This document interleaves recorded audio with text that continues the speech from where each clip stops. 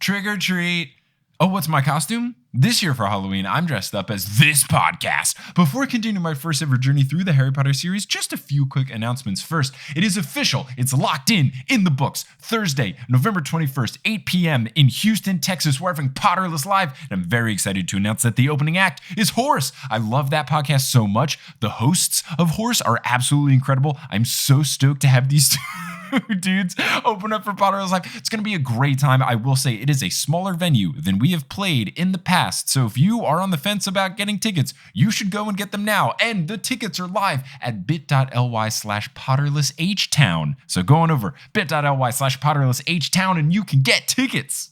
And a reminder that November 15th through 17th, Potterless will be in Atlanta, Georgia for Conjuration. I'm going to be doing a panel about how to make a fandom-based podcast, as well as a Potterless Live featuring Brian from Draco and the Malfoys. If you want more information, go to multitude.productions/live to see when those panels are, and follow me on social media to see when the Atlanta Potterless meetup will happen. And speaking of meeting people that'll make me happy, there's people out there that are making me happy because those are our new patrons. So shout out to Emily Marie Espenez, Emily Krober, Bo Harper, Merit Brigitte, Rizbol, Stephanie K, Caro M, T.I. Pasa, Leah Collins, Heidi Galligan, Georgie Duncan, Douglas Piper, Zachary Kelsey, and someone that made their name still waiting for that Europe tour. I want to do the Europe tour. I just gotta get to 1,000 patrons. We're so close. Tell your friends. Shout out to Melody who upgraded her pledge, and a huge shout out to Brianna Cusamano who upgraded to the producer level status, as well as our new producer-level patrons, Javi Guadalupe Trejo III, Darlene Kerr, Brad Harding, Thomas Cavera, and Charlotte. They joined the ranks of Vicky, Aaron, Jesse, Natalie, Clow, Frank Marchismo, Samantha, Juan, Abid, Rosemary, Maria Lisa, Rumina, Camille, Russell, Audra, Eleanor, Rossan, Nikita, Taylor, Ali, Amelia, Sean, Sarah, Ben, Rachel, Zachary, Orchid, Vivian, Takari, Haley, Moster, Angelina, Alex, Brian, Caitlin, Grace, Arul, Ingen, Mari, Alex, John, Noel, Tao, Emily, Robin, Will, Liz, Mariah, Brandon, Sarah, Claire, Rory, Gloria, Sarah, Patrick, Ali Cat, Veronica, Lada, Noah, Tracy, Colleen, Jennifer, Friday, Ivor, Naomi, Tyler, Summer, Heather, Vera, Carrie, Andrea, Ella, Anthony, David, Elisa, Lynn, Cameron, Justin, Christine, Jacob, Toothless, Maya, Mark, Polly, Srujan, Netta, Remy, Sarah, Nona, Zena, Harlan, Noelia, Addie, Brian, Jenny, Nikki, Cara, Courtney, Kine, Amanda, Sabrina, Alicia, Kafir, Lindy, Martha, Benjamin, Skymart, Sarah, Marta, Stephanie, Justine, Aaron, CJ, Eileen, Violet, Kat, Lindsay, Fielding, Keegan, Miranda, Gail, Mr. Folk, Heather, Adam, Christina, Maya, Zachary, Kieran, Heaven, Christy, Lily, Wire Warrior, Floor, Siri, Georgia, Itzel, Al, Topher, Peter, Candy, Skyla, Edel, Professor Threat, Kelsey, Ellie, Lubin, Maleo, Lena, Daniel, Lee, Elizabeth, Abby, Lika, Michael, Earmuffs, Cara, Tiffany, Kelly, Nadia, Andrea, Carrie, Jamie, Camilo, Connie, Janet, Mary, Imo, Anastasia, Jaden, Nedry, Matt, Riley, Will, Zephyr, Artemis, Brett, Samantha, Kayla, Lauren, Aurora, Emma, Hermione, Leor, Megan, Out of Context, Liam, Melena, Marcos, Ella, Hannah, Courtney, Victoria, Marique, Ashton, Brittany, Phelan, Julie, The Meadows Family, Jennifer, Anna, Fake, Brianna, Carutera, Sarah, McKenna, 6 Awkward 9, Tuesday, Anthony, Peters, Heather, Dead Cat Ladies, Kevin, Lauren, Patrick, Chrissy, Alex, Steamed Nuggets, and Can't I Potter? Who never go for a high five when someone goes for a fist bump and then switch to a fist bump as they switch to a high five to match you. If you want to be like one of these amazing patrons and get access to bonus episodes, director's commentary, discounts on the merch store, exclusive merch, live streams, you can head on over to patreon.com/Potterless. But without further ado, let's get into episode 99 of Potterless, the first of 2 episodes covering Harry Potter and the Prisoner of Azkaban movie, guest starring Jackson Bird and Rex Testarossa.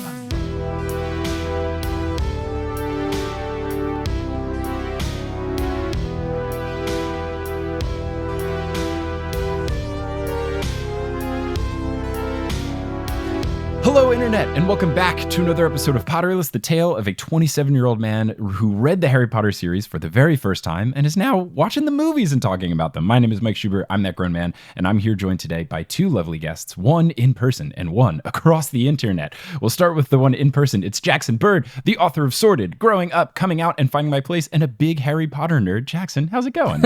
Hi, thanks for having me. Big nerd. That's how I love being introduced. Yeah, it's true. That's how we're doing it here. No lies, just straight up. And I am now in that tier of Harry Potter nerds, so it makes sense. And the other guest we have is my old Vine buddy, Rex Testarossa, who is the co-host of a podcast that he runs with another Vine friend of ours, Jonas, called The Universe According to Rex and Jonas. Rex, how's it going? It's going pretty well. I'm going to be honest with you. I grew up with Harry Potter. Mm-hmm.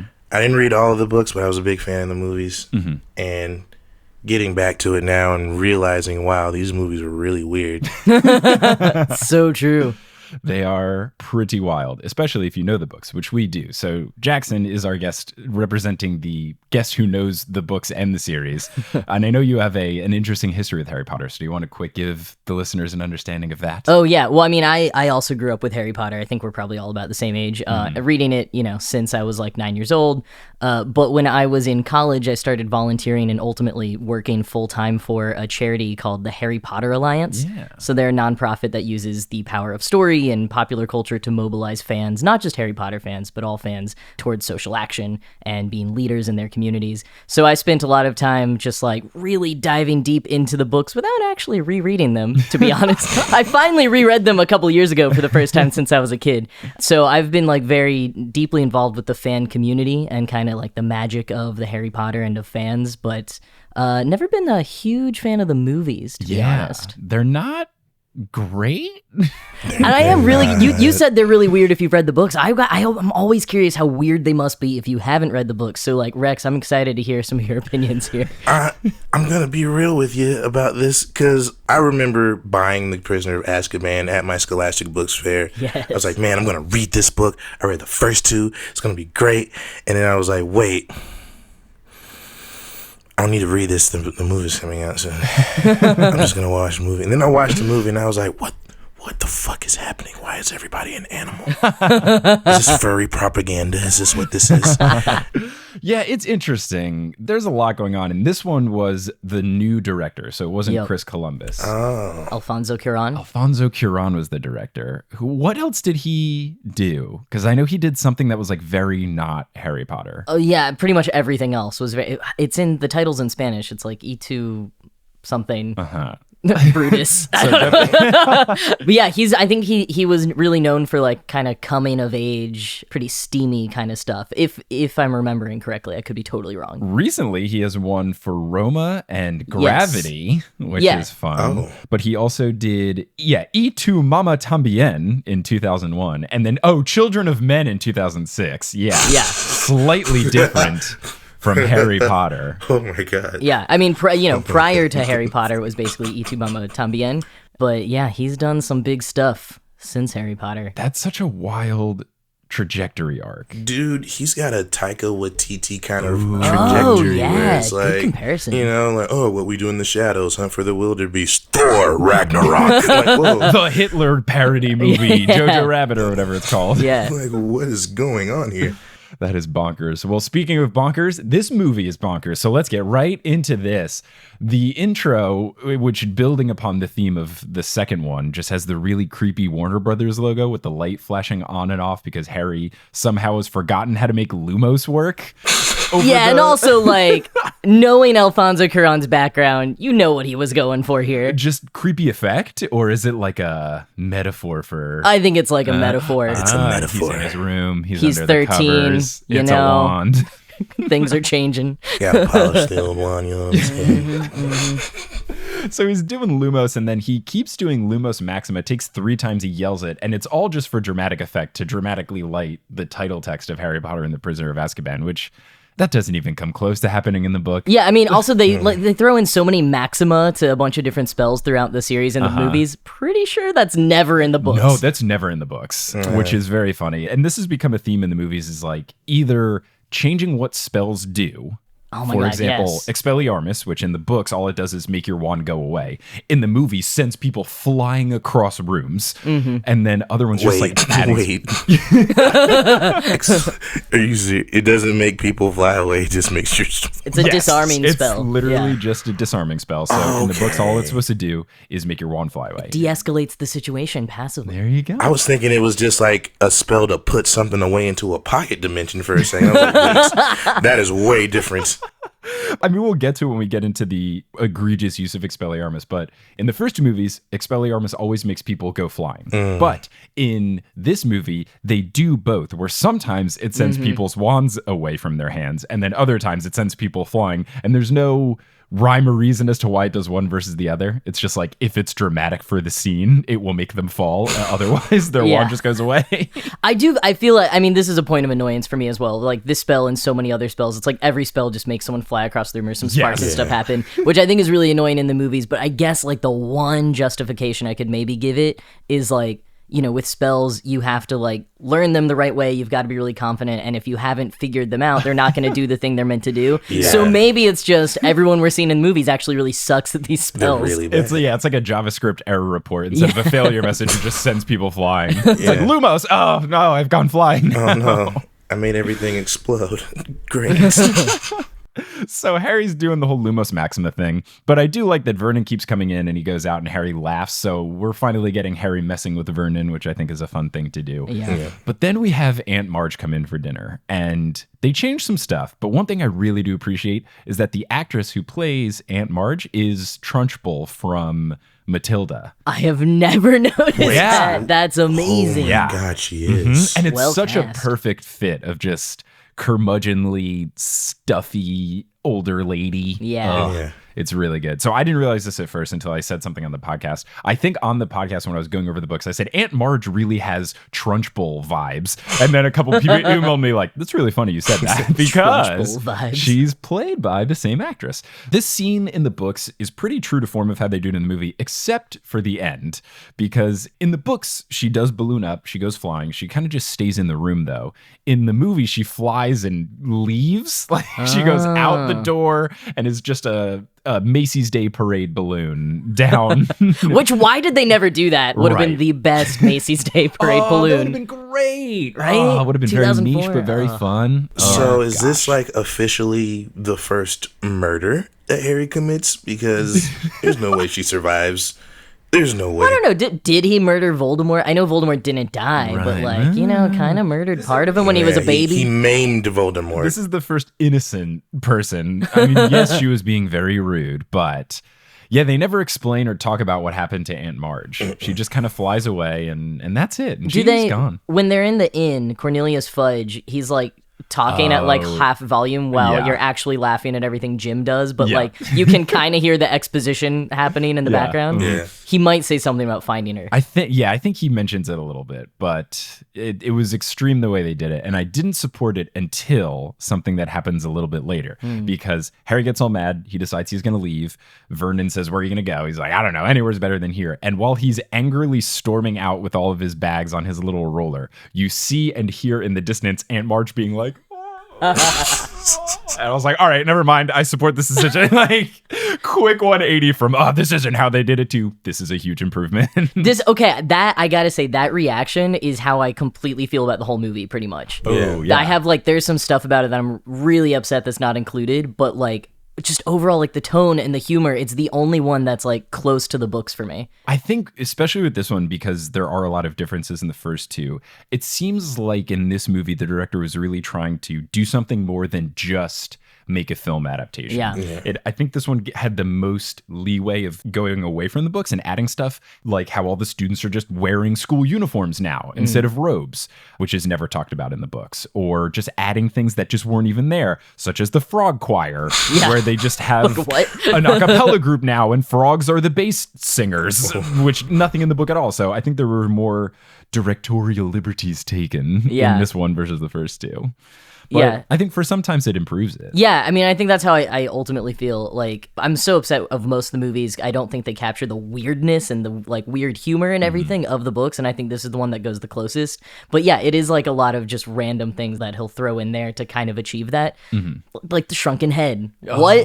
Kind of racist. that was my next note. So yeah. Hey, Brian, resident black male on the podcast. Is this racist? Because it feels uncomfortable to watch. Listen, it's that. You know what? I am the black person on this podcast, but I am not well versed in the culture of voodoo. Okay.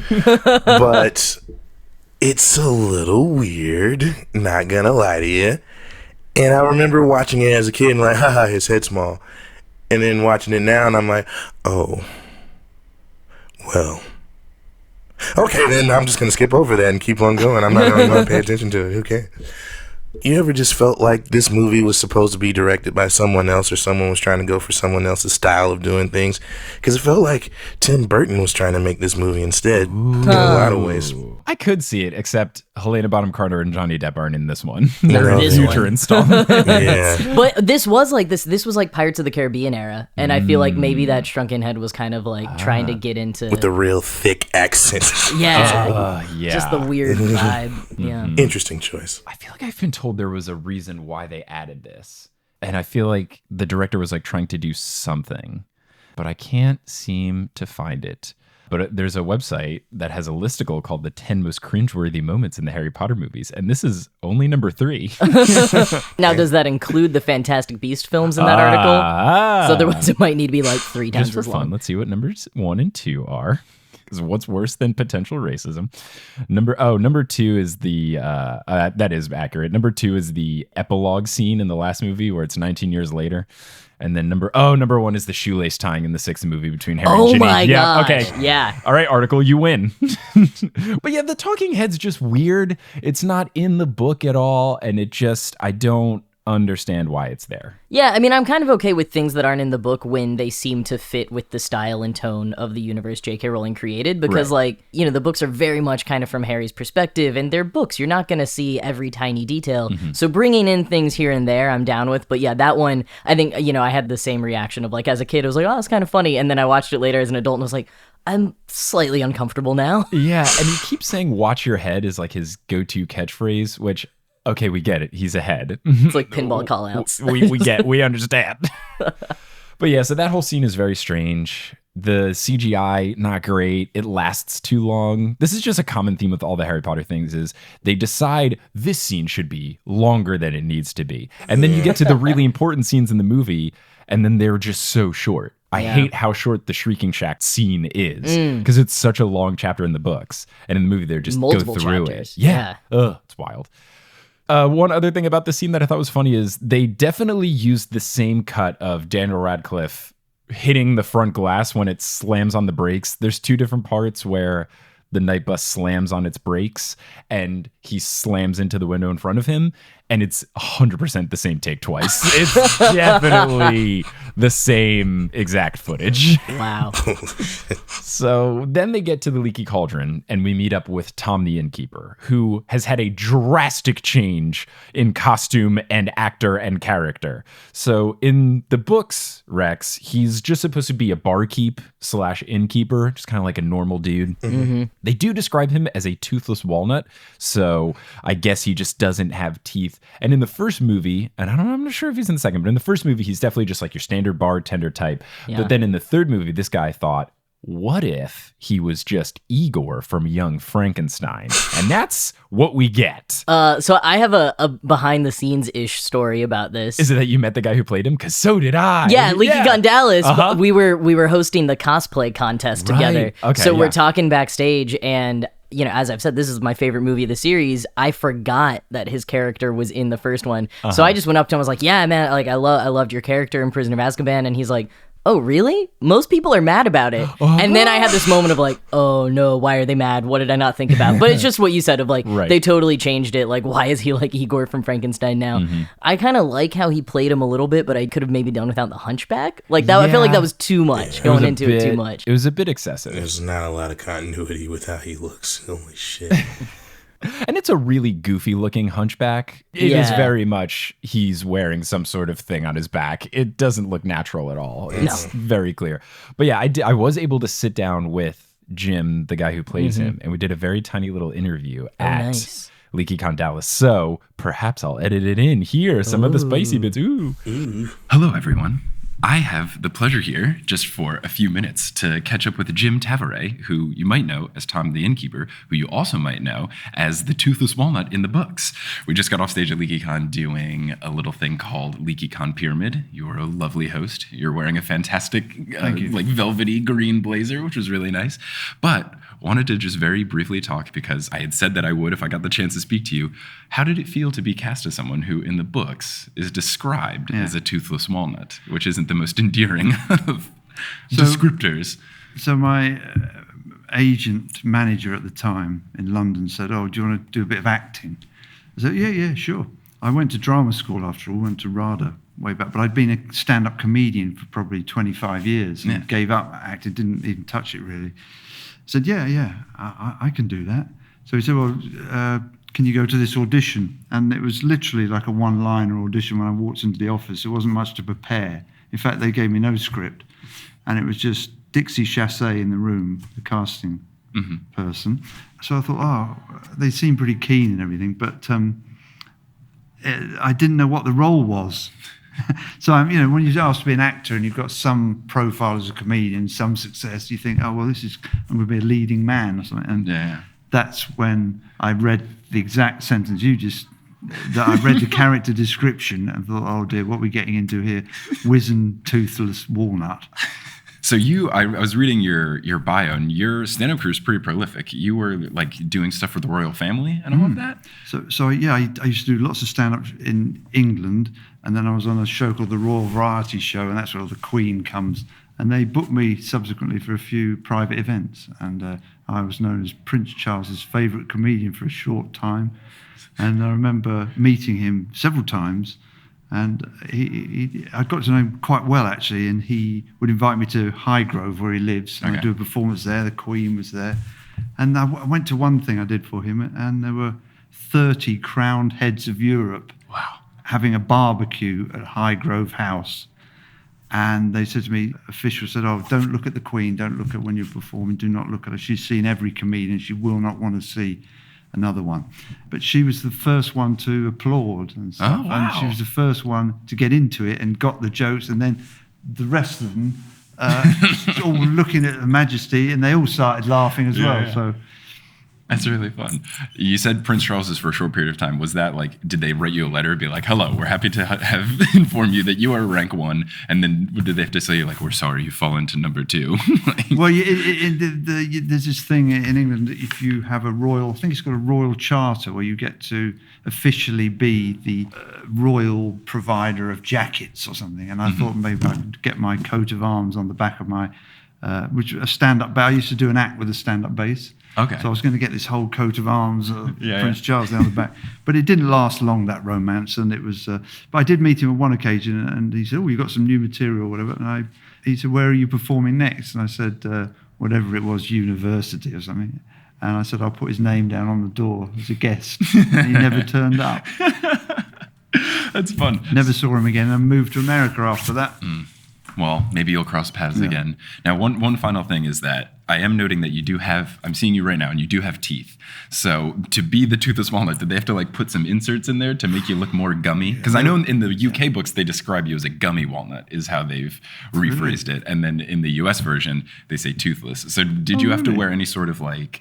Yeah, there were teeth involved. Stuff. Yeah, there were, what do they call it? Dentures of sorts, those prosthetics? those inbred teeth, what do they call them? Billy Bob teeth or something. That sounds about right. That kind of, that's basically what it was. And there was I'm looking at a photo now, and it is very different than how you look. Lots of prosthetic fingernails and obviously the hump. Right, the hump not was natural. Ridiculous.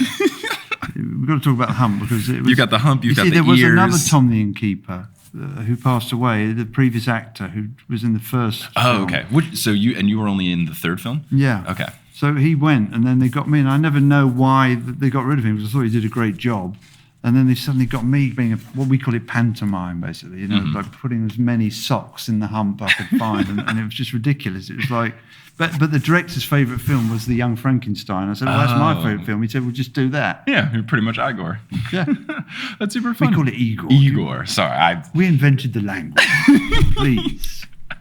Well, I appreciate you taking the time, Jim, to chat really quickly. If people want to find you doing anything else, are you still... Yeah, I'm based in LA, and I do my stand-up comedy there. And I was telling you before we started recording, I just done a one-man show around Europe about the car accident I had that changed my life and my subsequent recovery, called From Deadpan to Bedpan. And that's...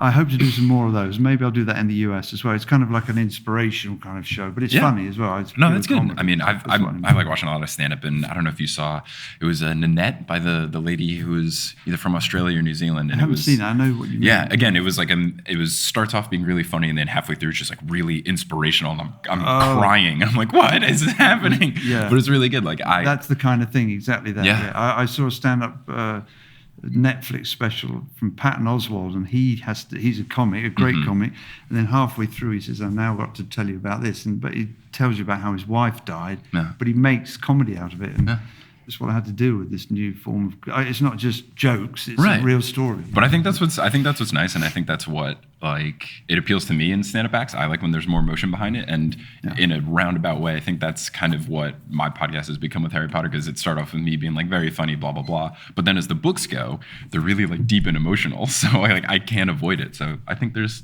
some power to it. So I'll check it out, and hopefully people do too. Thank you. Yeah, thanks so much. Past Mike, did you just say the podcast started with me being very funny, blah, blah, blah? Hey, everyone, it's me editing Mike. Look, I know what Past Mike was trying to say. He was trying to say that the podcast started with him being overly critical and trying to be funny. But then an added element of the show is that he slowly fell in love with the books, and you got to go along with that as well. A non-comedic aspect. But that's not what you said, you dingus. Anyway, we all need to take a breather after that one, so let's take a little bit of time for Wingardium Adridosa.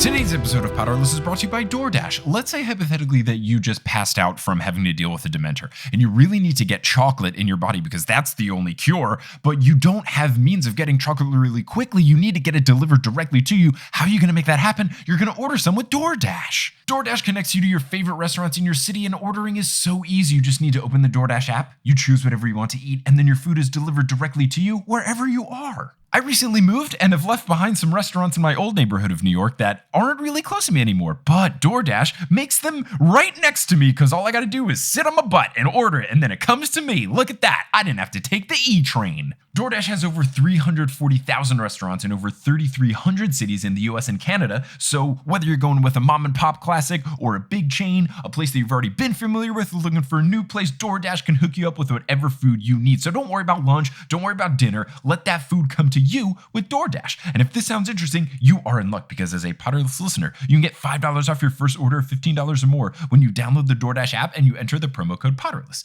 Again, you'll get $5 off your first order, as long as it's $15 or more, when you download the DoorDash app, and at checkout, enter the code Potterless. So download DoorDash, use the promo code Potterless at checkout, save $5, and get that chocolate in your body very quickly so that you can use Expecto Patronum today. Today's episode of Potterless is also brought to you by Calm. Let's say hypothetically that Dementors keep giving you thoughts of your parents' death, and it's mildly traumatic. You're also potentially being chased around by a mass murderer, and you know what's really hard when all of this stress is going on? Sleeping. How are you going to get to bed with some good rest? You're going to use Calm. Calm is the #1 app for sleep, meditation, and relaxation. They have sleep stories that can help you fall asleep. They've guided meditations that I've used in the past that have helped me go to sleep, and all of the audio that they have in the app has nice, soothing raindrops in the background and soothing voices with some narrators that you might recognize, like Stephen Fry. Getting good sleep is really important. It's important for your mental health. It's important for your physical health. It's important for your well-being so that you're not clumsy at work or just walking down the stairs or something.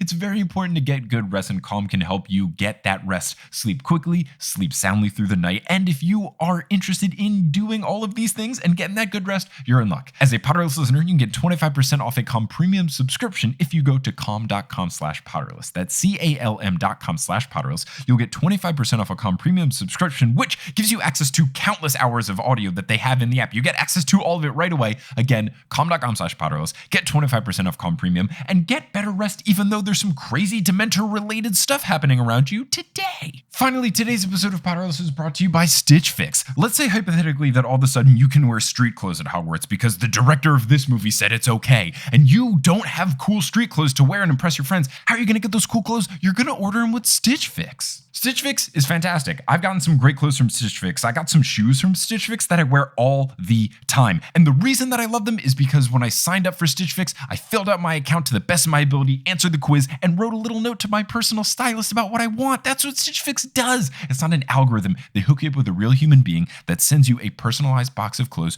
directly to your door. You keep whatever you want, and that's all you pay for. And whatever you don't want, you put in a little prepaid, prepackaged bag that you just have to drop off at a post office or a mailbox or whatever, and boom, you're done. And Stitch Fix has men's clothes, women's clothes, children's clothes, and they're available in the US and now in the UK. Hello, governors! No subscription is required, but you can get automatic shipments if you want, and that $20 styling fee is automatically applied towards anything you keep in your box. So discover new styles and unique pieces with Stitch Fix. And if you want a little extra bonus as a Potterless listener, you are in luck. You can get 25% off when you keep everything in your box if you go to stitchfix.com/potterless. So go to stitchfix.com/potterless, set up your account, let your stylist know exactly what you want so that box is perfect so that you don't want to give anything back, and you'll get an extra 25% off. Again, stitchfix.com/potterless, 25% off if you keep your whole box. Get those new clothes so you can show off to all your friends, because now you don't have to wear robes around class anymore, apparently, today. But basically, summary, he told me that they did tell him to act like Igor from Young Frankenstein. Yeah. That's exactly what the director was going for. And like Michael Gambon, he has not read the book series. So I know that's opening a can of worms, but yeah. So it's not hard to read a children's book in general, but also if you're getting paid to be in the movie, read the book. Take a week. It's a children's novel. Yeah. Read the book. And I get, both of them were replacing other actors, but in Michael Gambon's place, it's like, you're replacing an actor who died. It's not like he got fired or something. I feel like honoring him a little bit, or at least reading the book. I know some actors are like, oh, I don't want to copy someone else's version of it, but in this case, it just seems like you really should have done your homework. It's not that hard. Yeah. It's really not that hard. So we go into the Leaky Cauldron and we get the person that the entire franchise should have been around, which is Coffee Wizard reading Stephen Hawking. I love it.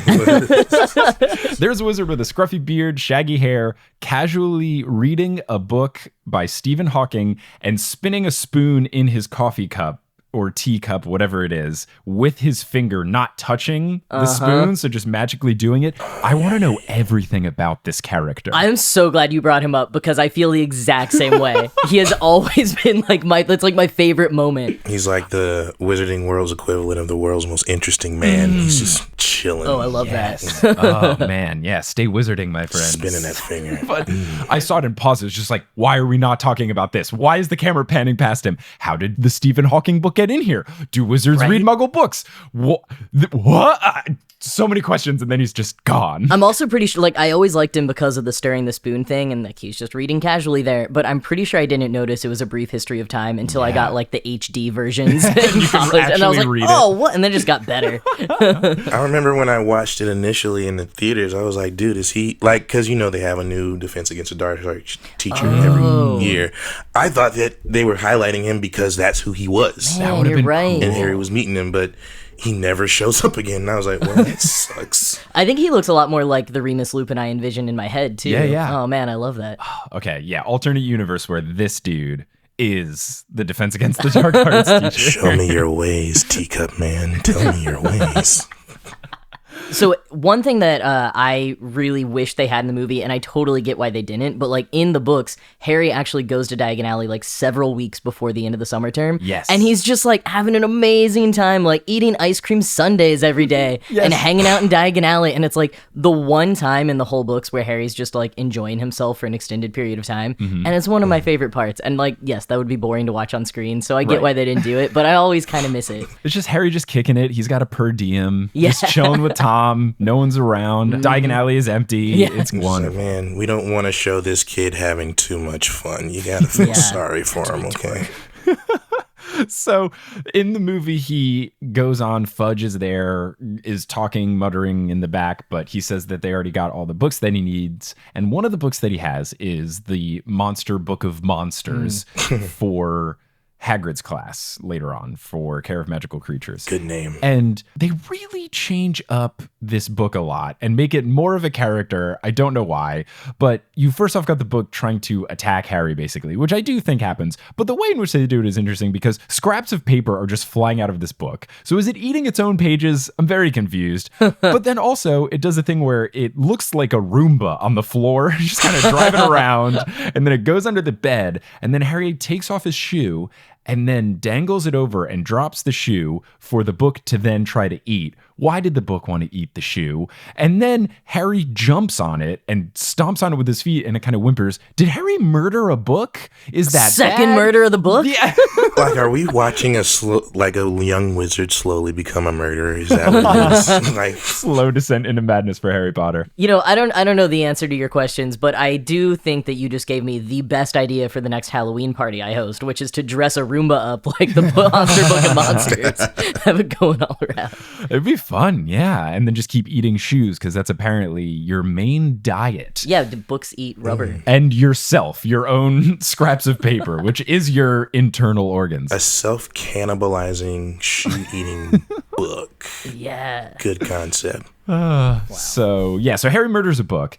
And then this director really enjoys doing these bits of humor, which I do appreciate, but they're all confusing. So one of them is in the inn at the Leaky Cauldron. There's the maid, the lady that's doing the cleaning, and she knocks and does housekeeping. And then the door opens, and then the light just shines really brightly and screams, basically the equivalent of like, there is no tenant, only Zool. And then she just closed the door and says, oh, I'll come back later.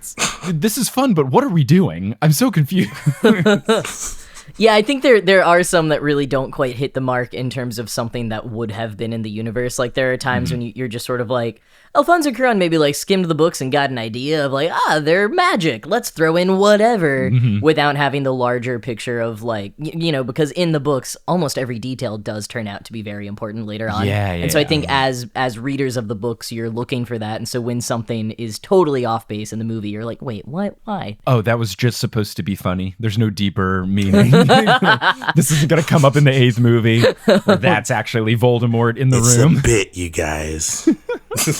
So Ron and Hermione show up, and one of the things that Ron starts telling Harry about is the article that's written about the Weasleys in the Daily Prophet, and you get to see the only instance in the films of Charlie Weasley, which makes me very excited. Oh my gosh, it is, isn't it? He's in no other movie, even though he's in the books. Rex, Charlie is Ron's coolest older brother. He's a professional dragon wrangler. What the He lives and works in Romania. He is described as being swole. Like, his description is that he's jacked and stocky, and he was the dude in the back of the photo that appropriately did look pretty built and waved smiling in the background. And he shows up in the movies just a little bit. Hey, editing Mike here. What Past Mike meant to say is that he shows up in the books just a little bit. Classic mistake. But he seems so cool. He gets drunk with Hagrid at his brother's wedding and sings songs and does all this fun stuff. He helps Harry out in the first book.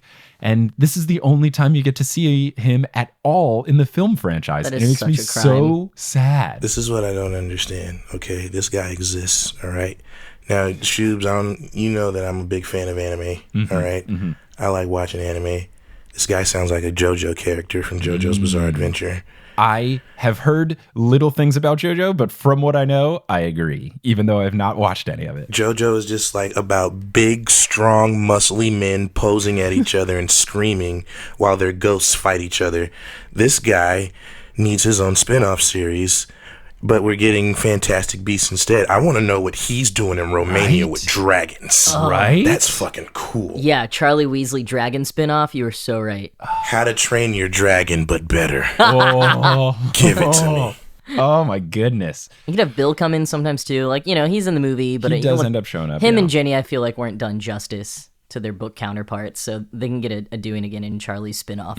Yes. So I'm on a page, I was looking at notes, and here's something fun going back to the night bus. I was trying to figure out stuff about this shrunken head. Here's a fun little article. It says the filmmakers added the shrunken heads that have the ability to talk, probably to add humor. Love the word probably. Wow. So far, these creatures have been unique to the third film only. In an interview on the DVD release, J.K. Rowling said that the addition of the shrunken heads had her full support, and she only wished that she'd thought of them herself. Not a good look, J.K. Yeah. Interesting. Then again, she also said she had the full support of the cursed child story, and So there's a couple other things removed from this before we actually get on the train to Hogwarts. They've taken out Harry trying to get Cornelius Fudge to sign his permission slip that Vernon wouldn't sign. which was so funny. Which is really funny in the book. Just it's so awkward.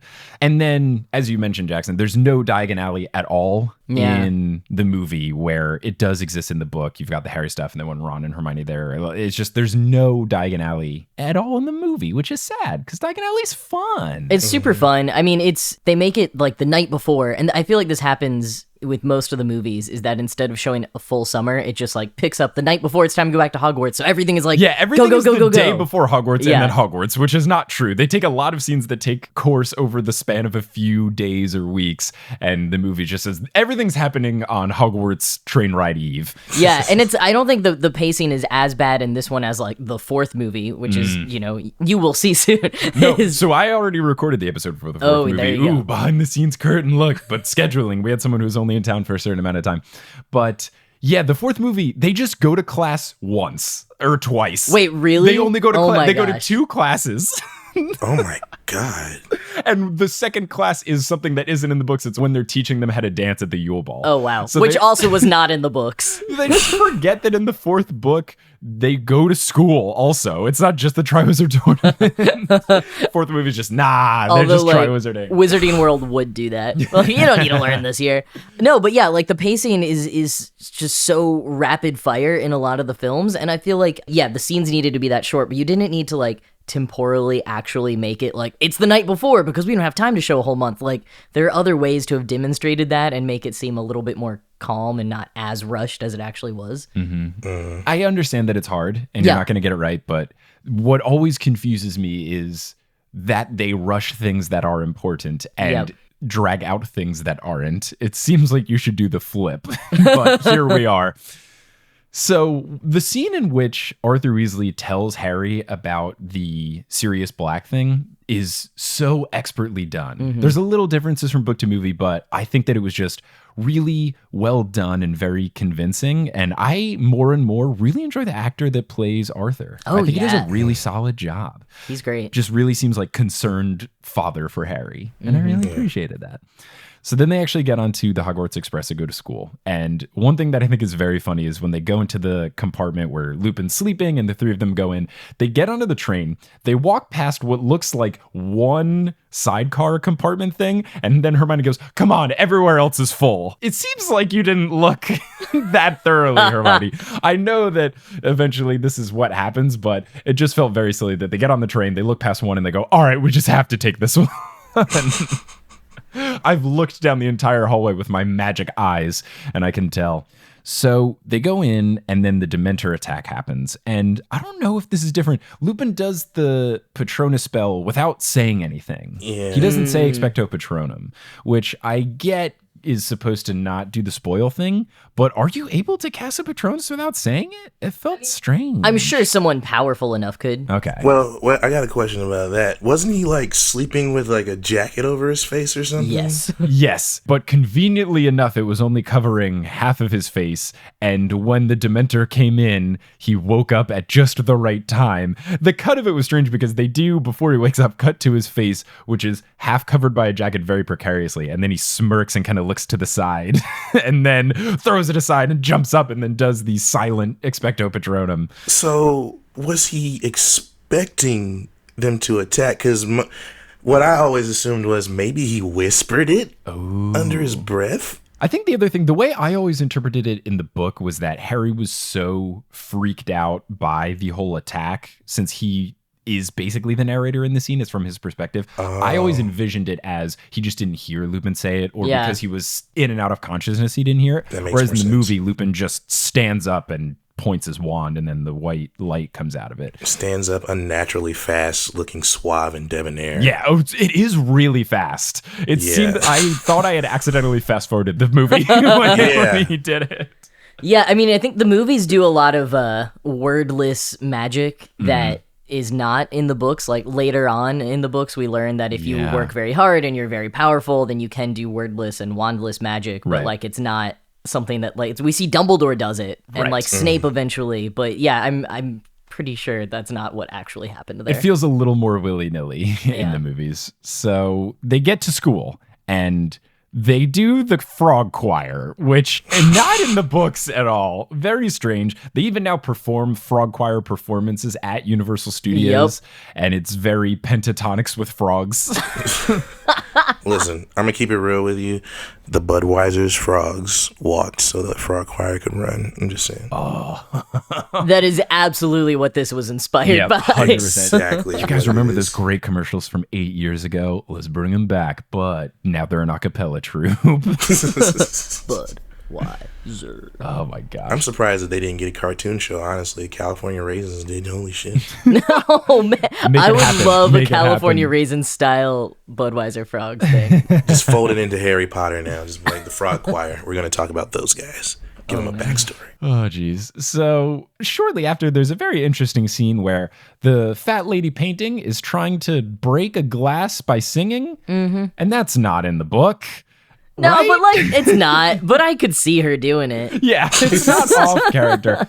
I think the thing, looking back, I feel like what they were trying to do is make you feel more sad when the fat lady painting gets attacked. So That's a good they point. realized, oh, we haven't really given her any sort of characterization in the first two movies. Let's make her quirky and silly so that we Yeah. feel kind of sad when she gets slashed up by Sirius. No, that's a good point because, in the book you get, I don't remember if you have as much leading up to it, but afterwards, like, she's so scared to go back, they have to Right. have Sir Cadogan Yeah. fill in for a long time. So you do get the emotion there in the book. Yeah, so that's a good point. I'm very sad that you don't get Sir Cadogan. Oh, Rex, I know. there's this other painting, Sir Cadogan, that replaces the fat lady when she's too scared to return. And he is pretty much a try-hard dude. He's a knight that is trying to basically pick fights with everyone. And he runs from painting to painting with his jousting spear, and he's just lovably annoying. Chad. He's a Chad. Yeah, he's like a 70-year-old eternal Chad. Yeah. Like Don Quixote or some shit. Yes. Oh my gosh. That's actually probably what she was going Yep, for. I Was think Don you've Quixote. cracked the code. Wow, nice one. damn. No, I don't know if anyone's ever credited as him, but there is like a knight in a painting in some movie. I don't know if it's Prisoner of Azkaban or another one that sort of shouts like "tuck your shirt in" or something to someone at one point. And I have always been like, That's oh, that him. was Sir Cadogan. That's him right there. That's the guy. So we cut to another scene where this again seems like the director trying to put his spin on it, where it's just boys of Gryffindor house being rowdy with each other, where their nighttime activity is eating candy that makes them make animal noises, except for Harry's, which makes steam come out of his ears. Again, not in the book, but they're having fun. And then you cut to seeing the window where they just start wrestling each other, because boys. Normal boy stuff. Roughhousing. Just boys being boys. And that's the whole point of that scene. I mean, I think the actual, the wrestling and the candies, it's a little fabricated, but I did like seeing some of that just like, Yeah. hey, they're in a dorm. Like it is like a normal school in addition to a magic school. I liked kind of that element. Yeah, and even before that, you get Harry and Seamus talking about how bad the fat lady singing was. Oh, yeah, which yeah, is yeah. fun. So they're getting a little bit more of the camaraderie in, which I think is fun. I always felt like that must have been ad-libbed too, because the two of them end up saying the same thing like twice together, and I'm like, oh, this was them like not being so good at jiving with their ad-lib yet. So if you thought that scene didn't matter or make sense, guess what? The transition is a bird flying through the air and then getting swatted to death by the Whomping Willow. And then we just move on. Barrier, bro. I mean, I guess it was we have to remind the audience that the Whomping Willow is dangerous. Right, Yeah. because it does become a major player later on. Yeah. But yeah, that just happens. It's Like every transitional like season is the Whomping Willow, It's right? all, that is how we know the passage of time is the Whomping Willow, which also is not a willow tree. Does that bug anybody else? It's not a willow tree at all. Yeah, it like never is even in springtime. Is Nah, that, yeah. it's just a willow tree is just a different tree. I looked it up online and apparently it is based off of according to the internet, it is based off of the design of a sweet chestnut tree. Oh, of course. Mm-hmm. I noticed that exactly. I know what willow trees look Yeah, like, yeah, and yeah. it's not a willow because I've seen Pocahontas, and that is not Grandmother Willow at all. It's not. They wanted a really haggard looking badass tree, and they were like, man, willows look too maternal. Too sad. Oh, you know Making a what? chestnut tree, I guess. I wonder if it would have been more difficult to kind of like. I'm sure it's half like mechanical, half CGI. But Right, if you've right. got those really, I don't know, Long, delicate, droopy, yeah, it yeah. would probably be Yeah. harder to work with. That makes sense. I mean, I think it's for the best that they've made something that looks like fists. They picked the tree that has yeah. fists, basically. So I think it makes sense. But it does just bother me that the Whomping Willow is not a willow. So we move on to Hagrid's first Care of Magical Creatures class, and he is doing the lesson for the hippogriffs.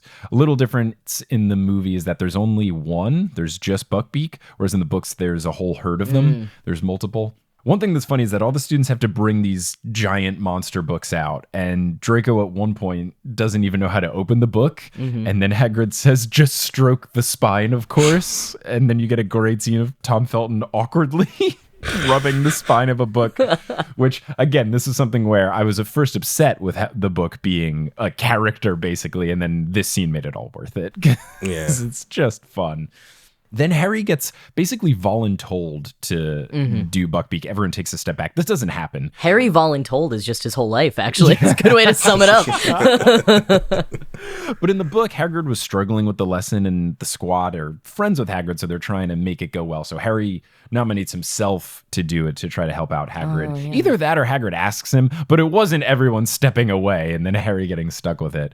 But right before he goes to approach Buckbeak for the whole bowing thing, we get the first instance of Drapple, which is the best ship in the whole Harry Potter universe, which is Draco and green apples.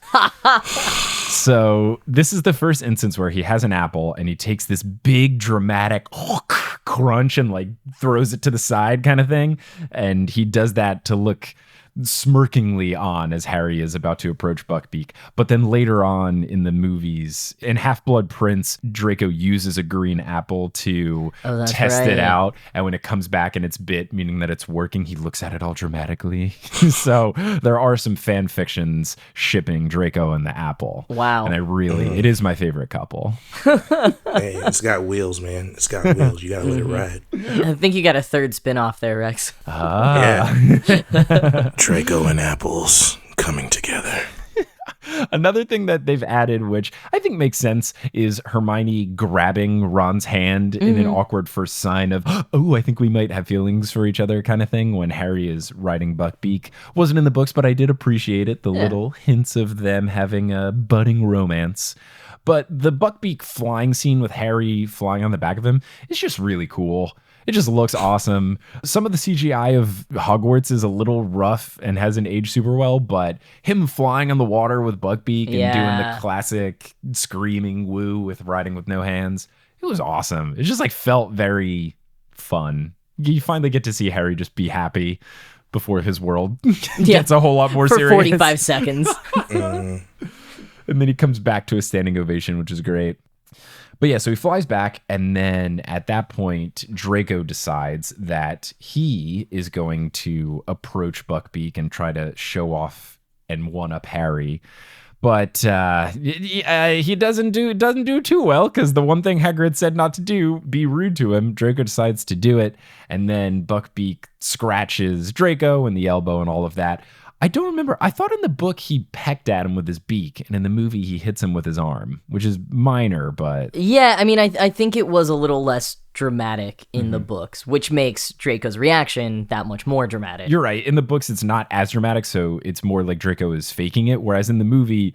I mean, it was kind of a big slash from Buckbeak, and Buckbeak is huge, and it tears open his shirt and stuff, so I feel like Draco's a little more justified, where the whole point, which made it so unjust for Buckbeak to come under the eventual death sentence, is that he didn't really hurt him that badly, and Draco's just milking it. Yeah, and like Draco hadn't listened to the instructions, and yeah, in the books, like you said, there's multiple hippogriffs, and so they're doing group work, basically, separately. Draco also didn't do such a big, like, walking over there like, oh, like, I'm so tough. It was a little more like he was just in his group and was, messing around there. He sucks. Yeah, but I feel like we also miss a little bit of just how nervous Hagrid was and how big of a deal it was for him to be teaching. And I think, you pointed out a good thing, Mike, about how Harry being voluntold there, we lost some of that. Right. We didn't see that the three of them were really trying to band together to support Hagrid because they knew he was going to be nervous and he never even finished school and there's all of these high stakes and stuff.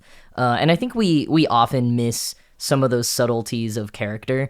There's I've seen a lot of lists of like all of the times that Ron's lines were either taken away from him or he got someone else's, basically to make him just be like stupid in the movies. My biggest frustration with the films. Yeah, like we see a lot of moments of compassion and intelligence and stuff from Ron in the books that we don't see in the movies. And so this is another kind of fine subtlety of the dynamics of their characters that we kind of miss. Yeah. It's things that I mean, I get you're not going to be able to get everything across in the movie, but I think that some of the more interesting character development arcs are taken away. In the fourth movie, Victor Crumb is such an interesting character, and they just turn him into a meathead. And I think Ron is interesting, and they just make him kind of dumb. And Hagrid, you lose how scared he is to be in this position, so it's a bit of a bummer.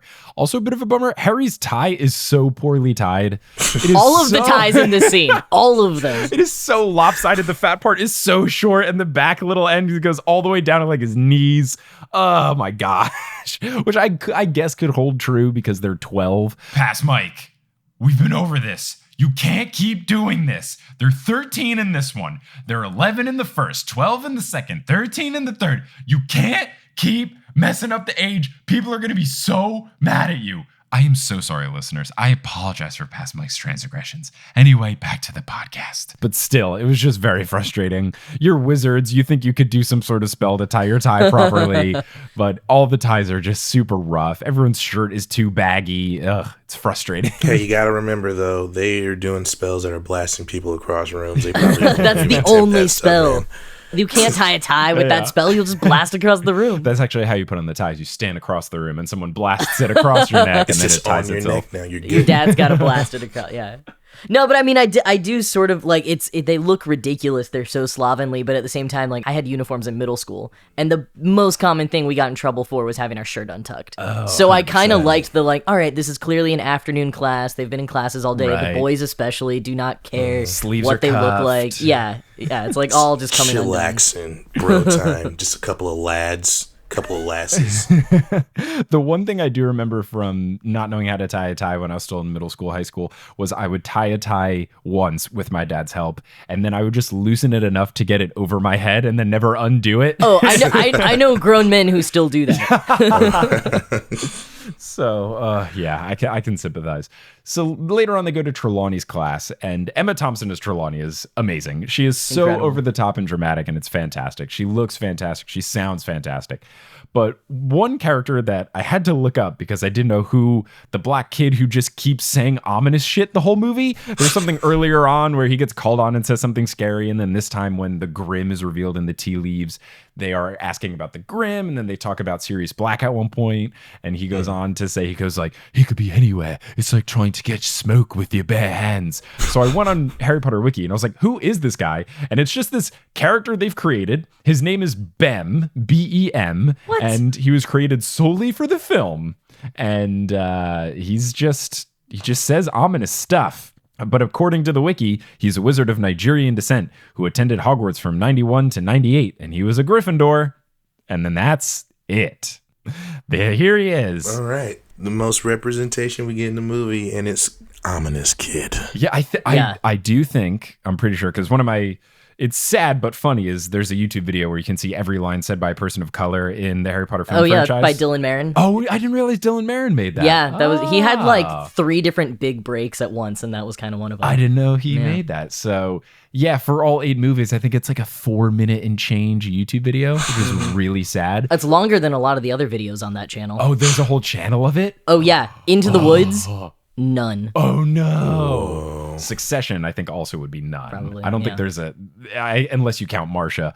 But I'm pretty sure this is the only person of color that says anything. Because at least in the 4th movie, you get the Patil twins. Oh, you mean in Prisoner of Azkaban? In Prisoner of Azkaban, specifically, you might be right, and you get Lee Jordan in the first 2, but Lee Jordan isn't in this one. And you only get this dude who isn't even in the books. And then all he does is explain what the Grim is and is really creepy about it. And then explain who Sirius Black is and is really creepy about it. And that's it. Actually, that's not it. Hey, me, editing Mike again. There are 2 other lines said by people of color. One, Dean Thomas says, that's a Bogart. And then Parvati says, ridiculous. And that's it.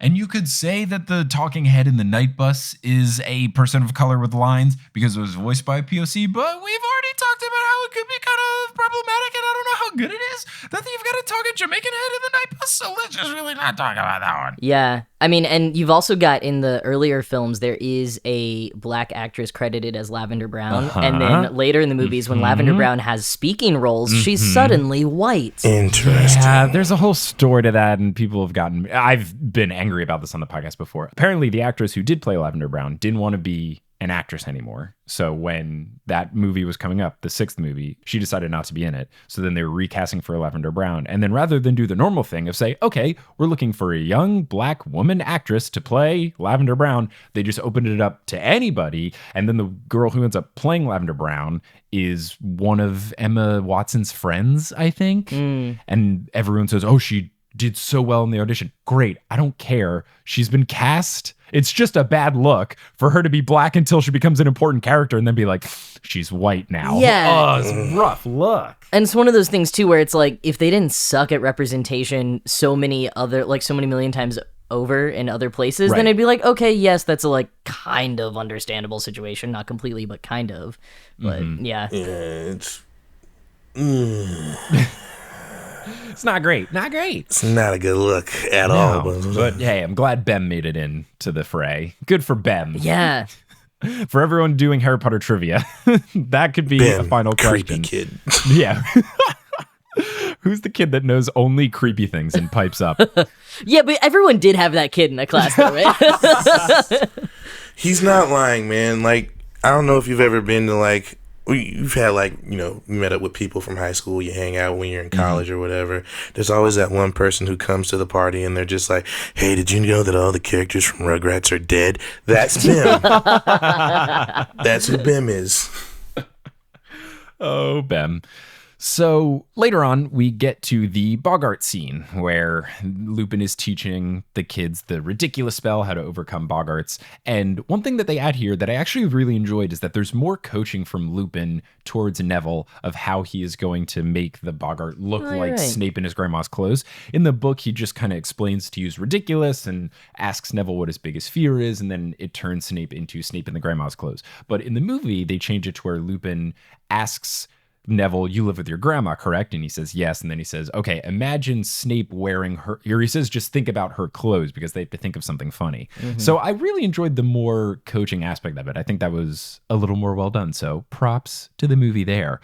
But then we get into the montage of kids fighting the Boggarts, and there's a whole lot of interesting things. First, the music. It sounds like it's straight up from The Mask starring Jim Carrey. It's like a big jazz band, like I've looked it up. It is actually from a John. It's a like 1941 or something. It's a movie that John Williams did the score for, and so it's based on some other like actual big band song. But John Williams did a different version, so they used it in this film because it's not on any of the soundtracks. And I'm like, that's kind of catchy. I love big band music. I've tried to look it up. Oh, it's so funny. I mean, it would make sense because he did all the music for it. So he's just, I did this old thing, copy paste, put it in. I've already done it. Something else in this montage that makes no sense is that Parvati, she goes up and does her ridiculous to a big snake being her big fear, and then turns it into a giant clown with this big toothy smile, which is way scarier than so the snake. Much scarier. It is so much scarier. So much worse than the snake. How is it good? And all the kids laugh, which is the incorrect reaction. Yeah. There is no group of 13-year-olds who would be laughing at a clown. Is coulrophobia not a thing in Europe? Because I know it's not a thing in Japan, apparently. Oh, really? I didn't know that the name of fear of clowns was coulrophobia. Yeah, like I read an article about how Japanese people think it's funny that we're afraid of clowns in America, and they're like, wow, we learned a secret weakness about America. You're afraid of clowns, idiots. Surprised that has been weaponized against us more. That's because Japanese people are nice. I wonder if there's other stuff on the flip. Are people in Belgium really afraid of pineapples? Something like that. Something weird. Like, oh yeah, you don't want to talk about gym socks in Istanbul. Terrifying. Oh, man. So then Harry gets up and I'm so annoyed by this. So he gets up and he does his Boggart, which turns into a Dementor. And in the movie, Lupin immediately jumps in front, and then it turns into the moon because Lupin is a werewolf. So he's afraid of the moon, and then he makes it ridiculous and turn into a balloon. But this is not how it's done in the book at all. It's a lot more drawn out. It's more dramatic. And also, it just doesn't make any sense here in the movie is that he's the third kid to go up. So you would think this is maybe 10 minutes into class, and then Lupin immediately after says, okay, that's enough, everyone go home. Right. It's like, we have an hour left of class, Professor. But yeah, was there anything else I missed, like how they did it differently in the book? Well, I mean, I guess the big thing to me is, and I know okay, movies are visual storytelling, you have to see it, but like the whole thing in the book is that Harry doesn't get a chance to go. Yeah. And so Lupin doesn't know what Harry's Bogart is until they have a conversation later, because Lupin assumed that his Bogart was going to turn into Voldemort. Yeah, and so when yeah, Harry yeah. gets up, which first of all, Harry's like the last one to go because Lupin was purposefully not calling on him. Right. So Lupin's like, oh, it's going to turn into Voldemort. That would be scary for the class. I'm going to stop this so we don't get to see. And I think when I first saw it, I was like, you know, I didn't like how this was handled, but I get why they have to do it. But the thing is, later on in the movie, there are multiple conversations that Harry has with Lupin Right. where this is actually, it is kind of established, and they could have established it more clearly. So I don't know, it just bothers me. Like, the whole point of it is that Lupin didn't know and that Harry didn't get a chance to go, and they still say that in the movie, where Lupin's like, I can't remember what he says, but he does say something to the effect of like, oh, that's why I didn't let you do it. Yeah, he sends everybody out, talks with Harry about it, gives him a little coaching. He says he thought it was going to be Voldemort, but it doesn't make sense that he would let him go so early on in the class. I get that. Yeah. The movie, you can't make it drawn out, blah, blah, blah. But yeah, I think over the course of the film, you lose a little bit of the Lupin-Harry mentorship. Yeah. Which I always appreciated Lupin. I think Lupin is better than Sirius. And I think what contributes to people liking Sirius more is perhaps in the movies, I think Sirius gets a little more play because you still get the tender godfathery moment towards the end of the movie. But I think you lose out on a little bit of how much in the book Lupin made Harry confident in his wizarding abilities and stuff like that. Yeah, and you know, again, losing some of the subtleties of the character, like Lupin in the movies is just this kind of like taciturn, like he has these walls up really around Harry, and you don't see like in the books he's kind of goofy. Like the whole thing with Snape was a prank that he was playing on this old schoolmate that he didn't like. I mean, let's talk about the biggest thing that Prisoner of Azkaban movie is missing, which is the whole backstory on the Marauders. Yeah. We don't learn it at all. We Not never learn the really. map was them. We get nothing about them, and the Marauders is my favorite thing of the entire book series. So this is the thing I'm most upset is missing from the movies, and I think would add a lot to them. I also, since we're talking about Lupin, I do have to bring up this, and I don't know if you've looked this up. Well, I'm sure you might know, Mike. In one of the more popular ships in the Harry Potter fandom is Wolfstar. So Sirius and Lupin being together, and I have been a huge fan of that ship ever since I first saw this movie when I was 14. Kind of awakened something in me, and I was like, whoa, okay. So I've always been into Wolfstar, and in 2011 maybe there was like an Apple Store event with a lot of the cast, and David Thewlis, who plays Remus Lupin, revealed that Alfonso Curan told him to play Remus as gay. Whoa. And this was not, they didn't have a conversation with J.K. Rowling until much later, or maybe ever. Like David Thewlis says, I have this pulled up actually. Oh, good, Because I was thinking about it. I wanted to fact check I love myself. the research. This was 2011 in April. Harry Potter the exhibition was opening in Times Square, so they had an Apple Store event, and David Thewlis says, while J.K. Rowling eventually revealed that Albus Dumbledore was gay, director Alfonso Cuarón apparently had a similar notion for the werewolf Remus Lupin in The Prisoner of Azkaban. Explains Thewlis. Alfonso Cuarón, in the rehearsals, without J.K. Rowling's knowledge, told me that my character was, in fact, gay. So I'd been playing a part like a gay man for quite a long time, until it turned out that I indeed got married to Tonks. I changed my whole performance after that, just saw it as a phase he went through. I hate the second half of that, because I'm like, dude, bisexuality exists. Oh, no. But mid to late 2000s, why are you so bad? But I remember the day that happened, because Twitter was just exploding with the incorrect quote of J.K. Rowling said that Remus Lupin was gay. And so I was like, wait, what? And that was not correct. But I find it fascinating. That's just another kind of liberty that Alfonso Cuarón decided to take, not quite getting the whole bigger picture of the books, which, to be fair, were not completely written at the time. Man, dang. I'm so bummed out by saying it's just a phase. That's such a bummer. Yeah, well, that was David Thewlis's interpretation of his character. I mean, I get it was like the late 2000s, blah, blah, blah. That would have been, man, I like know. bisexual Lupin. Yeah. That's fun. I literally sell buttons that say Remus Lupin is bisexual, so I definitely like that reading, but... I'm so glad you've enlightened us with this knowledge. That's great. Other thing that I took note of is that Parvati's Bogart in the movies, The Giant Snake, in the books, it's a mummy, which is way more fun. That's so much Better than Giant Snake. I would have loved to see I would have that. loved to see a mummy. That would have been great. Man, that's probably lots of what do you call it? Like financial constraints. They should have made it a mummy though. But I feel like wrap someone up in some canvas, that's easier than a CGI snake, right? Yeah, maybe there was I don't know. legal stuff I'm not because a the filmmaker. Brendan Fraser mummy movies were going out, and they didn't want to step on the toes. Oh, they didn't want to infringe. Wait. This movie came out what year? 2004? 2005 or 2004? 2004? Hold on. When did The Mummy come out? No, the second one, The Mummy 2. Because if it came out the same year, you might be right. Let's see. Prisoner of Azkaban release date, June 4th, 2004. The Mummy 2 Returns. release date, 2001. May 4th, 2001. Oh, that was my birthday. That was my 11th birthday. Whoa. Instead of a Hogwarts letter, I got the Mummy sequel. May wow. 4th is your birthday? Yeah. Such a nerd. Destined by the stars. Yeah, The Mummy 3 was August 1st, 2008. So this was right in the middle of them. Damn it. Oh, man. Missed opportunity. Thought we had really? something there for a second. What could have been fun is if it was a mummy and then you do ridiculous and then Brendan Fraser Yes. shows up and he is what defeats your Bogart mummy. And all the Muggleborns are laughing their asses off, but then the witches and wizards are like, what? What? Oh, man.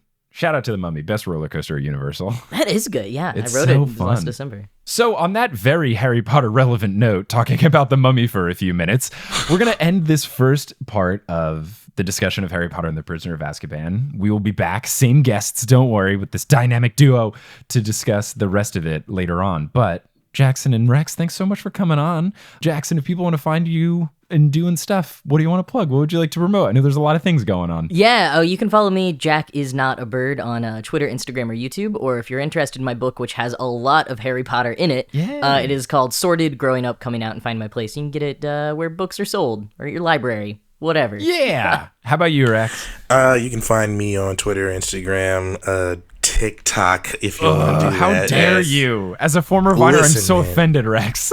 Listen, okay, I got like a lot of followers. You do. I know you do. But you can follow me at Rex Testarossa, REXTESTAROSSA, and you can also check out the podcast that I do, The Universe According to Rex and Jonas. Yeah. It's always a fun time. I was on an episode, we discussed Break Into Electric Boogaloo, and it was movie's amazing. interesting. the Quite movie's the amazing, and film. you know it. Hey, I had a great time. It was very enjoyable. So yeah, thank you both so much for joining on. Listeners, thanks for listening. And as they say in the Wizarding World of Harry Potter, before they ride the mummy in their class trip to Universal Studios, wizard on! Have you ever wanted to ask me a question and it's just burning inside of you and you want me to answer it? Have you ever wanted to see me and my natural element of me in my apartment? Well, on Patreon, we've got monthly live streams where I do just that. People send in questions, I answer them, we chat back and forth. It's a great time, and I do it from the comfort of my apartment. Ooh, a look behind the curtain. You can get those if you are a $7 or above patron at patreon.com/Potterless. Potterless is created by Mike Schubert. It is hosted by Mike Schubert. It is edited by Mike Schubert. It is produced by Mike Schubert, as well as Vicky Garcia, Aaron Johnson, Jesse Horgan, Natalie Klobuchar, Klaus Erlobu, Frank Chiodo, Marchismo, Samantha Rose, Juan Sanfilio, Abid Ahmed, Rosemary Dodge, Maria Lisa C. Keen, Romina Rivadeneira, Camille Dock, Russell Dunk, Audra, Eleanor Curlin, Rosanne Batamana, Nikita Power, Taylor Armstead, Ali Madsen, Amelia Krause, Sean Montag, Sarah Nink, Ben Silver, Rachel Guthrie, Zachary Polito, Orchid Grower, Vivian the Owl, Takaria Ront, Haley Hastings, Moster, Angelina Withred, Alex Bisholta, Brian Williams, Caitlin Sullivan, Grace Riggles, Raul Pineda, Ingen Oddstutter, Maury Wynn, Alex Consulver, John Kotker, Noel Bay Soleil, Tao, Emily Tyrell, Robin Fernandez, Will Barrington, Liz Bigelow, Mariah Noah, Brandon Pickens, Sarah Enslin, Claire Spencer, Rory Collier, Gloria Gillum, Sarah and Patrick Donovan, Alicat29, Veronica Bartova, Lotta Bartova, Noah, Tracy Toya, Colleen, Jennifer Marklew, Frida J. Svensson, Ivor Peterson, Naomi Guglielmo, Tyler Latshaw, Summer Ethel, Heather Fleischman, Vera Cullitham, Carrie D. Baggeson, Andrea Kroc, Elisa Grieven, Lynn Walker, Cameron Watkins, Justin Montero, Christine Saunders, Jacob Parrish, Toothless Walnut, Maya Gray, Mark Body, Polly Burge, Surjanthan Megupta, Neda Atabani, Sarah Shecker, Nona VM, Zena Rosnowski, Harlan Haskins, Noelia, Remy Fontaine, Addie Bryan, Jenny Campione, Nikki Harris, Cara Hamilton, Courtney Hemwood, Kine, Amanda Alfred, Sabrina, Alicia McLaren, Kafir Shaltiel, Lindy Plackey, Martha Medueno, Benjamin Desmond, Skymart 6, Sarah Shedder, Marta Morrison, Stephanie Magnuson, Justine Wade, Aaron Richter, CJ Ochoko, Eileen Gazesh, Violet Sullivan, Kat Yowell, Lindsay Towning, Fielding Lee, Keegan Curran, Miranda Manning, Gail Ann, Mr. Folk, Heather McMillan, Adam Bryan, Christina Welton, Maya, Zachary Davis, Kieran, Heaven, Christy, Leela Leader Williams, Wire Warrior 4976, Floor Sake, Sierra Skjorsford, Georgia, Itzel Aime Ayala, Al Vega, Peter Wyckoff, Candy Kane, Skyla Lilly, Edel Ryan, Professor Threat, Kelsey Wiesen, Ellie Huskov Choba, Alubin Maleo Akinwande, Lena Karen, Daniel Fulkerson, Lee, Elizabeth Christofferson, Abby, Lee Cafaccio, Michael David Yordi, Nice Earmuffs, Potter, Did Your Karma, Make Them For You, Cara Hoyer, Tiffany Cottrell, Kelly Otilio, Nadia Vansgard, Andrea, Carrie Crumpler, Jamie Kingston, Camilo Garcia, Connie Bienkowski, Janet Noel Detilly, Mary Matee, Immo Sarah, Jennifer Wendt, Anastasia Blake, Jaden Alman, Nedry OS, Matt Barger, Riley Lane, Will Huser, Zephyr Lawrence, Artemis Peters, Brett Clausen, Samantha Lenz, Kayla M. Simino, Lauren Wainwright, Aurora Fruhoff, Emma Clark, Hermione Snape, Megan Dick, Out of Context 69, Liam McCormick, Milena Brandy, Marco Cepeda, Ella Robertson, Hannah Zeters, Courtney, Victoria McCormick, Marique Rieger, Ashton Gabrielson, Brittany Gutierrez, Phelan, Julie Walton, The Meadows Family, Jennifer from the Block, Anna Penalber, Alvarez, Fake Valentine, Brianna Jordan, Karu Terra, Sarah Saunders, McKenna Tweedy, 6 Awkward 9, Peter Mina, Heather Langeal, Weekend at Dead Cat Ladies, Kevin Stewart, Lori McDonald, Patrick Cribben, Chrissy Tew, Alex Romano, Brianna Cusimano, Javi Guadalupe, Trejo III, Darlene Kerr, Brad Harding, Thomas Cavera, Charlotte, Steam Nuggets, and Can't I Potter? Web design by Kelly Beckman, and the music is by Bettina Campamanes. If you want to find us on social media, you can at facebook.com/Potterless, twitter.com/PotterlessPod, instagram.com/PotterlessPodcast, or reddit.com/r/Potterless. For any and all information about the show, you can go to potterlesspodcast.com. For bonus content, you can go to patreon.com/Potterless, and for merchandise, you can go to bit.ly/merchon. If you want to see me live in Houston or Atlanta, go to multitude.productions/live. If you want to tell someone about the show, whether it's in person or a review online, that helps a ton. Thank you so much for listening, and until next time, as they say in the wizarding world of Harry Potter, wizard on!